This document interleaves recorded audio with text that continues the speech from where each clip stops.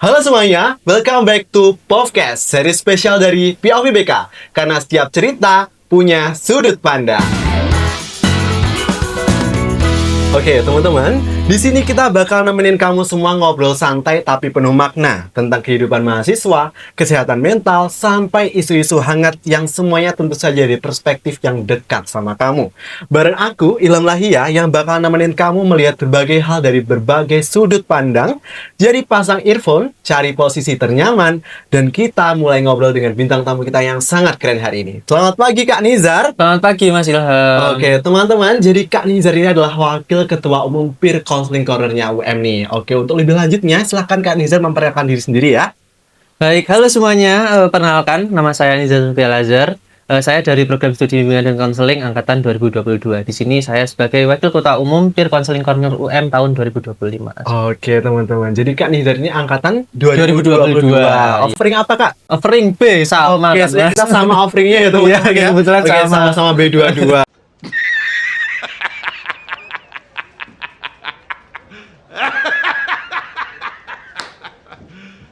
You serious? Oke, terima kasih Mas Nizar sudah Iya. mau hadir di podcast kita kali ini. Gimana kabarnya hari ini? Alhamdulillah baik, sehat. Luar biasa. Oke, belakangan ini kesibukannya Mas Nizar apa nih? Kesibukan untuk akhir-akhir ini mungkin lagi banyak olahraga ya, lagi ketekan sama skripsi nih. Oke, Lagi skripsi. jadi banyak pusing, jadi pengen cari hal-hal yang pengen menyenangkan diri aja. Oke, karena sedang dalam fase maba tua ya, Kak? Iya, maba tua, betul. Jadi Maba memang semester 7. Maba semester 7. Jadi memang banyak sekali hal yang membuat kita semakin sibuk gitu, Kak ya. Oke, ngomong-ngomong soal penat semester 7 nih, Kak. Gimana biasanya Kak Nizar ini punya cara untuk menghilangkan penatnya? Biasanya gimana? Oke, kalau dari aku sendiri sih buat ngilangin penat tuh ada coping tersendiri dari saya. Oke. Di antaranya itu salah satunya itu olahraga. Olahraga itu jadi apa ya, pelampiasan saya kalau lagi capek banget itu olahraga buat ngecharge diri saya bener-bener bisa full lagi baterai diri saya gitu. Oke. Kalau dengan olahraga. Jadi dengan olahraga itu Mas Nizar bisa mengembalikan sosial energinya Mas Nizar. Betul banget. Semuanya bisa kembali karena olahraga gitu ya Mas Nizar ya. betul. Oke, nah bicara tentang energi dan kesehatan mental, sebenarnya menarik nih kalau kita kaitkan dengan organisasinya Mas Nizar nih, Peer Counseling Corner. Nah, bisa diceritakan Mas, apa itu Peer Counseling Corner UM dan apa sih kegiatan utama di dalamnya? Jadi Peer Counseling Corner itu suatu apa ya, organisasi di bawah PBK 3 yang mengenai konseling sebaya untuk teman-teman UM gitu. Oke. Jadi selain untuk konseling juga di PCC ini membantu dari PBK 3 untuk misal menyiapin acara kayak gitu tentang baik itu karir, baik itu konseling dan sebagainya. Oke, jadi fokus utamanya ada di konseling sebaya ya, Kak? Iya, di konseling bawah sebaya. PBK 3. Oke, selain itu juga bertanggung jawab untuk membantu menyukseskan program kerjanya betul. PBK 3. Oke, lalu apa akhirnya sesuatu yang membuat Mas Nizar ini menjadi tertarik dan berkomitmen nih untuk menjadi seorang wakil ketua umum nih, Kak? Salah satunya PCC ini kan juga sejalan dengan prodi yang saya ambil ya, yaitu bimbingan dan konseling. Jadi saya pikir dengan saya join ke PCC itu bisa membantu karir saya nantinya. Jadi ya PCC ini sebagai batu loncatan saya untuk mencapai karir yang saya inginkan. Oke, karena berhubung organisasinya linear dengan jurusan Mas Nizar, Mas betul Nizar jadikan sekali. ini sebagai batu loncatan agar bisa menjadi pribadi yang lebih unggul gitu, Iya, Kak ya? betul sekali. Oke, kalau kita lihat dari banyaknya program PCC ini ya, pastikan erat kaitannya sama kesehatan mental nih, Kak. Nah, salah satu yang sering dibicarakan adalah soal resiliensi nih, Kak. Biasanya kan mahasiswa itu dipertanyakan ya resiliensinya gimana. Nah, menurut Mas Nizar nih, apa sebenarnya dimaksud dengan resiliensi dalam konteks kehidupan sehari-hari mahasiswa nih? Oke, kalau resiliensi sendiri kan gimana cara kita keluar dari sebuah masalah, keluar dari sebuah tekanan, cepat-cepat move on dari sebuah tekanan gitu kan. Nah, kalau dari sudut pandang mahasiswa ya gimana cara kita nanti kalau misal kita banyak tugas, kita lagi ketekan misal kayak kita yang semester 7 gini lagi ketekan skripsi, kita bisa cepat-cepat keluar dari masalah tersebut untuk move on ke pekerjaan kita selanjutnya gitu. Jadi nggak cuma stay di situ, stuck di sana. Jadi kita bisa tetap melanjutkan pekerjaan selanjutnya. Oke, baik. Jadi pada intinya resiliensi untuk Kak Nizar adalah seberapa tahan kita ketika dibanting kehidupan betul. gitu ya. Oke, seberapa tahan banting kita menghadapi kehidupan kita yang gonjang-ganjing ini ya, Iya, teman-teman ya.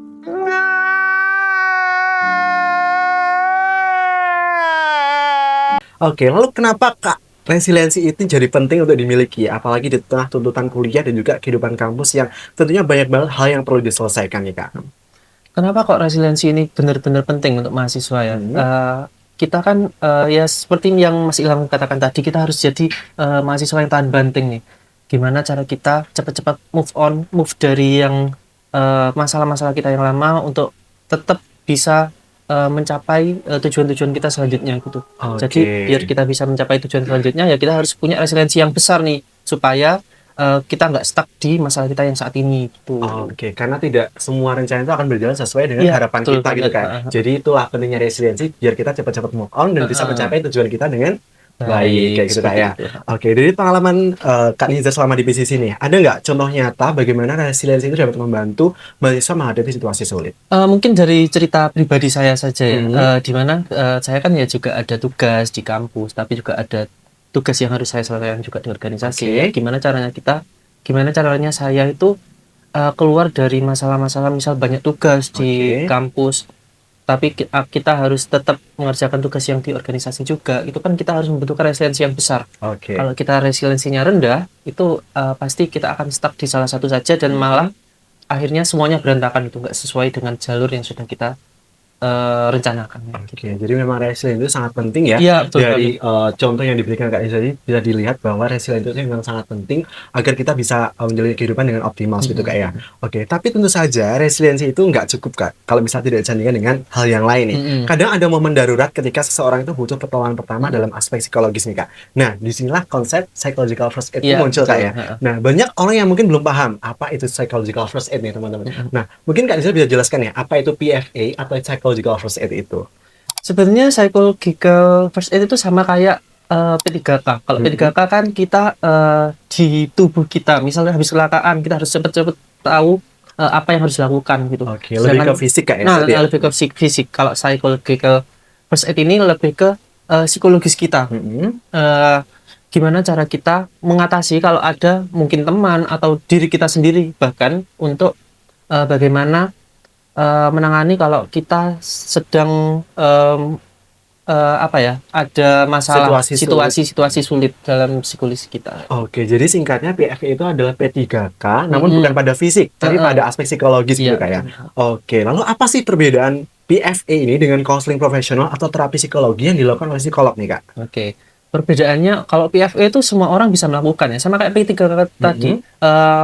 P3K kan juga semua orang bisa melakukan, Oke. nggak harus kita ke dokter dulu. Sama kayak PFA ini. PFA juga semua orang bisa melakukan tanpa bantuan psikolog atau konselor. Jadi semua orang bisa melakukan hal tersebut gitu. Oke, jadi perbedaannya adalah kalau PFA ini semua orang bisa melakukan, sedangkan konseling profesional dan terapi profesional hanya dengan orang-orang dengan sertifikasi tertentu gitu Iya, aja Kak ya. betul. Oke, lalu Kak, kenapa penting bagi kita semua tuh bahkan yang bukan psikolog atau konselor untuk memahami dasar-dasar PFA? Kenapa penting?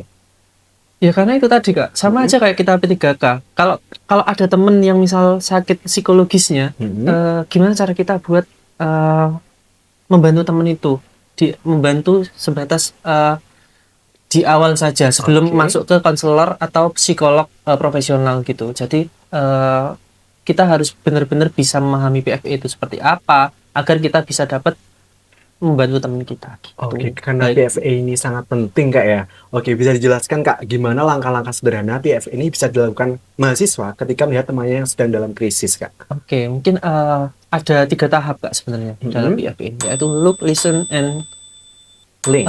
Ya, betul. Ada look, listen, and yang pertama itu look. Kita harus benar-benar melihat sekitar kita. Kita harus peka sama teman-teman yang di sekitar kita. Mungkin ada teman kita yang lagi di pojok akan bersedih, melamun atau gimana gitu kan, itu bisa terlihat kan. Nah, di tahap look ini sangat penting bagi kita untuk peka terhadap lingkungan sekitar kita seperti itu. Lalu ada listen. Setelah kita melihat, kita harus mendengarkan cerita dari teman-teman kita itu. Nah, bagaimana sih, apa sih keadaan dia yang sekarang sedang dihadapi. Jadi setelah look kita listen. Dengan listen ini kita dapat mendengar sudut pandang mereka seperti apa, masalah yang sedang dia cerita seperti apa, seperti itu. Oke, lalu yang terakhir ada link. Setelah kita look, setelah listen kita link. Kita harus mereferal,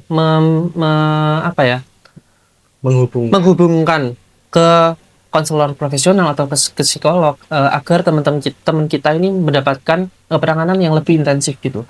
Oke. Seperti itu, Kak. Jadi tahapannya ada 3 ya teman-teman, ada 3L. 3L. Look, listen, and link. Nah, di look itu fokus kepada observasi Iya, teman-teman betul. kita kira-kira siapa sih yang sedang mengalami permasalahan atau krisis kayak gitu kayak. Lalu ketika kita sudah look, kita tahu teman kita yang sedang mengalami krisis siapa, kita dengarkan di tahap L, listen gitu kayak. Listen yang L yang kedua. Lalu ketika kita dirasa tidak bisa mengatasinya sendiri, kita hubungkan dengan profesional. Iya, Seperti apa Kak? psikolog, Psikiater, konselor kayak gitu ya teman-teman ya. Jadi tahapannya simpel aja Kak, ada 3L. Look, listen, dan link. Oke. Karena di tanggal-tanggal ini kan kita dekat dengan salah satu hari yang tentunya itu sangat berkaitan erat dengan kesehatan mental Kak, yakni Hari Pencegahan Bunuh Diri. Nah, kalau kita hubungkan nih, menurut Kak Niza, bagaimana resiliensi dan PFA ini bisa berperan dalam pencegahan bunuh diri di kalangan mahasiswa nih Kak?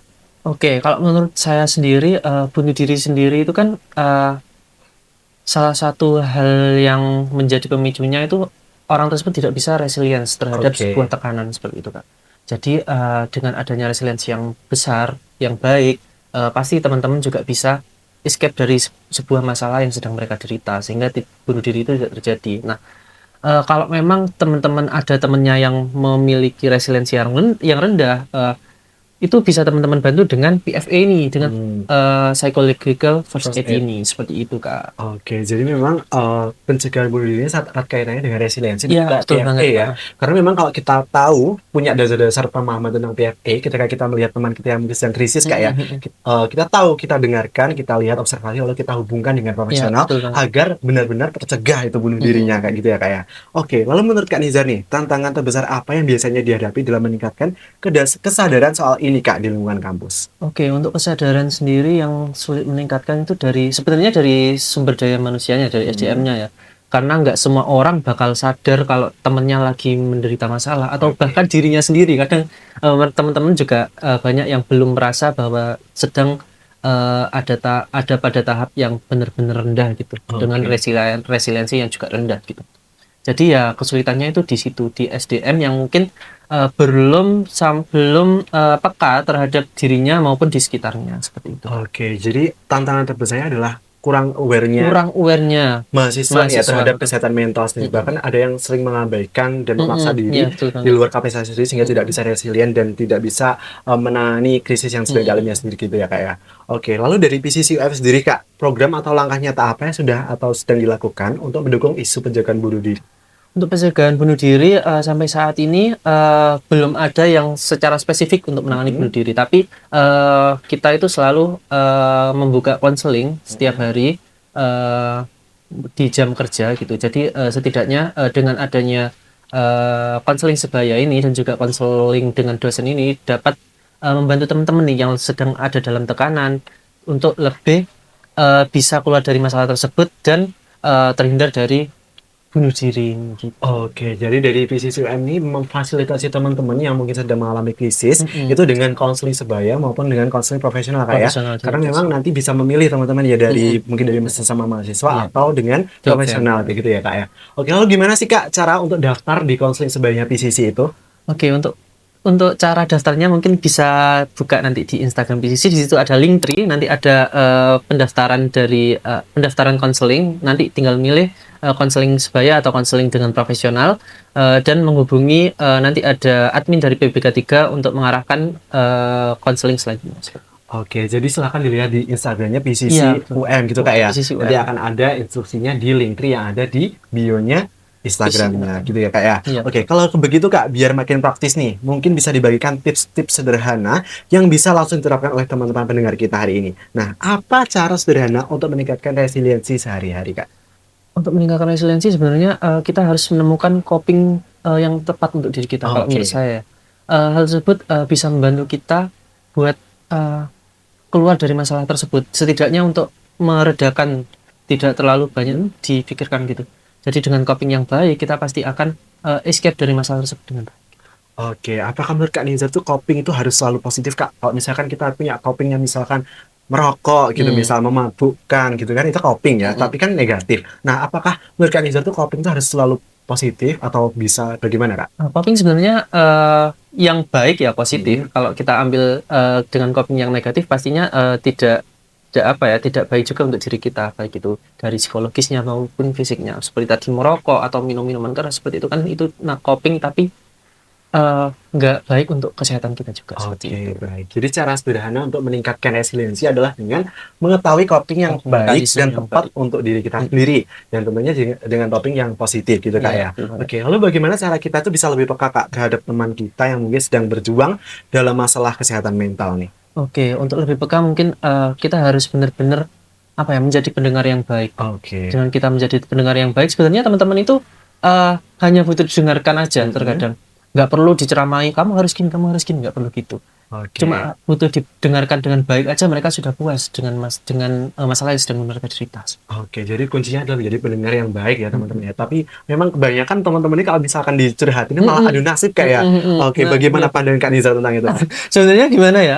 Kayak gitu kan kayak malah membebani teman juga kan. Saya yang mau cerita malah, iki lo masalahku itu kayak gini, masalahmu kayak gini, gampang banget. Kayak aku Iya, ini iya. masalahnya lebih berat gitu. Iya, iya. Nah kayak gitu kan kayak, aduh males wes cerita gitu. Malah dia tuh merasa nggak didengar gitu. Iya, Jadi, padahal niatnya ingin mencari bantuan malah malah dibanding-bandingkan kayak gitu ya Kak. dibanding-bandingkan. Oke, kalau misalkan ini Kak ada teman kita yang menunjukkan tanda-tanda ingin bunuh diri, apa langkah paling tepat yang bisa kita lakukan sebagai orang terdekat nih? Oke, mungkin kita bisa menerapkan tadi PFA itu dulu ya, look, listen, and link. Setelah itu di bagian link kita setelah benar-benar tenang, kita bisa link mereka ke konselor profesional, psikiater atau ke psikolog. Oke, tentu saja sesuai dengan konteksnya ya Kak. Iya. Dan tentu saja ketika di tahap listen kita tidak boleh menghakimi Iya, apapun betul banget. alasannya teman kita kenapa ingin memutuskan untuk bunuh Iya, diri betul seperti itu Kak ya. banget. Oke, terakhir tentu juga pentingnya atau ada pesan khusus Kak yang bisa dibawa pulang oleh pendengar kita. Apa pesan utama yang disampaikan Kak Nizar akan disampaikan Kak Nizar terkait pentingnya menjaga kesehatan mental dan saling mendukung? Oke, untuk pesan dari saya untuk teman-teman, kita harus benar-benar peka sama sekitar kita. Kalau ada teman-teman kita yang memang membutuhkan bantuan kita, yuk benar-benar didengarkan, benar-benar diterapkan PFA-nya, biar teman kita bisa terbantu, dan masalah kayak bunuh diri seperti ini akan mereda dan berkurang seperti itu. Oke, baik. Terima kasih Kak Nizar. Tentu saja ini informasi yang sangat berharga bagi kita semua ya teman-teman dalam rangka Hari Pencegahan Bunuh Diri Sedunia, dengan kita belajar banyak sekali tentang resiliensi, tentang psychological first aid, dan banyak hal. Tentu saja itu sangat bermanfaat bagi kita. Dan bagi teman-teman tadi yang ingin mendapatkan layanan konseling sebaya maupun konseling profesional, bisa melihat di Instagramnya PCCUM. Di nanti di bio linknya akan ada link yang mengarahkan teman-teman untuk mendaftar di layanan tersebut. Gitu ya Kak ya? Iya. Oke, nggak kerasa Kak obrolan kita di podcast kali ini sudah sampai di penghujung episode. Semoga yang kita bahas bareng tadi bisa membuka sudut pandang baru buat teman-teman semua, sekaligus menjadi pengingat bahwa perjalanan manusia akan selalu lebih ringan ketika dijalani bersama. Jangan lupa follow dan share semua Instagram Departemen BKV UM biar makin banyak teman kita yang dapat insight baru dari kegiatan kita hari ini. Sampai ketemu di episode berikutnya. Tetap jaga diri, tetap semangat, dan ingat, tiap cerita punya sudut pandang.